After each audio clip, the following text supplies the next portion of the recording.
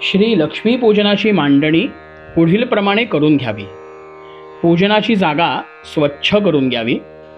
त्यानंतर जो पूजा करणार असेल त्याने पूर्वेकडे किंवा पश्चिमेकडे तोंड करून बसावे। आपल्या पुढ्यात एक रांगोळी काढावी। त्यावर पाट किंवा चौरंग यापैकी जे उपलब्ध असेल ते ठेवावे। त्यावर एक स्वच्छ वस्त्र घालावे। त्यानंतर त्या चौरंगावर किंवा पाटावर मध्यभागी तांदूळ घालावेत। त्यानंतर आपल्या उजव्या हाताला देखील थोडे तांदूळ घालावेत। उजव्या हाताला जे थोडे तांदूळ घातलेले आहेत त्यामध्ये श्री गणेशांची मूर्ती किंवा सुपारी यापैकी जे आपण ठेवणार असू ते तिथे ठेवावे। मध्यभागी आपण जे तांदूळाची रास घातलेली आहे त्यामध्ये कलश ठेवावा। त्या कलशाला बाहेरून स्वस्तिक काढावे, कुंकवाची बोटे ओढावीत। त्यानंतर कलशामध्ये साधारण पाऊण भरेल इतकं पाणी घालावं। त्या पाण्यामध्ये सुपारी, 2 नाणी, दुर्वा, फुलं, एखादं फूल, गंध, हळद, कुंकू अशा सगळ्या गोष्टी त्या कलशामध्ये घालाव्यात। त्यानंतर कलशामध्ये आंब्याचा डहाळा ठेवावा। त्यानंतर त्या डहाळ्यावर एक ताम्हण घालून त्या ताम्हणामध्ये तांदूळ घालावेत आणि त्या तांदूळाच्या मध्यभागी स्वस्तिक, ते स्वस्तिक हळदीने किंवा कुंकवाने लहानसे स्वस्तिक काढावे। त्यावर श्री लक्ष्मी मातेची आपण जी मूर्ती घेणार असू ती मूर्ती मांडावी किंवा कोणी एखादे नाणे, चांदीचे नाणे किंवा अशा काही गोष्टी घेतात ती देखील ज्याची आपण पूजा करणार असू ते तिथे ठेवावे।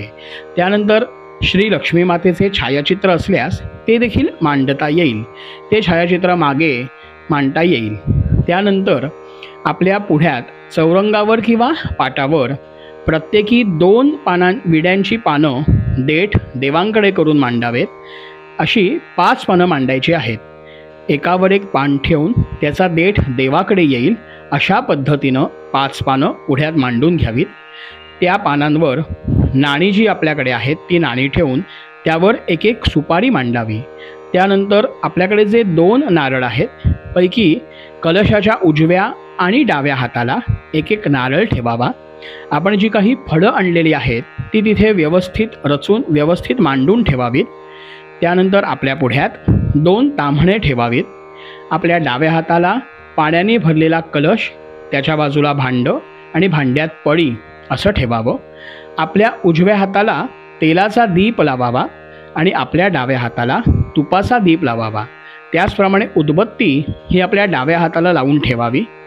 त्यानंतर एका ताटामध्ये हळद, कुंकू, गंध, फुलं वेगवेगळी, त्यानंतर तुळस, बेल, दुर्वा, त्यानंतर गजरे, वेणी यापैकी जे आपल्याला उपलब्ध झालं असेल ते एका ताटामध्ये काढून घ्यावे। पाणी टाकायला एखादे पातेले आपल्या डाव्या हाताला ठेवावे। देव पुसायला आणि हात पुसायला आपण जी वस्त्र वापरणार आहोत ती देखील आपल्याजवळ ठेवून द्यावीत। त्याचप्रमाणे अत्तर, कापसाचे वस्त्र आणि श्री गणेशांना अर्पण करण्यासाठी जानवे हे देखील आपल्याजवळ असावे। एका वाटीमध्ये साधारण अर्धी वाटी तांदूळ घ्यावेत। त्यावर कुंकू घालावे। हे आपल्याला अक्षता म्हणून वापरायचे आहे। त्यानंतर ही संपूर्ण मांडणी करून घ्यावी आणि मगच पूजेला आरंभ करा।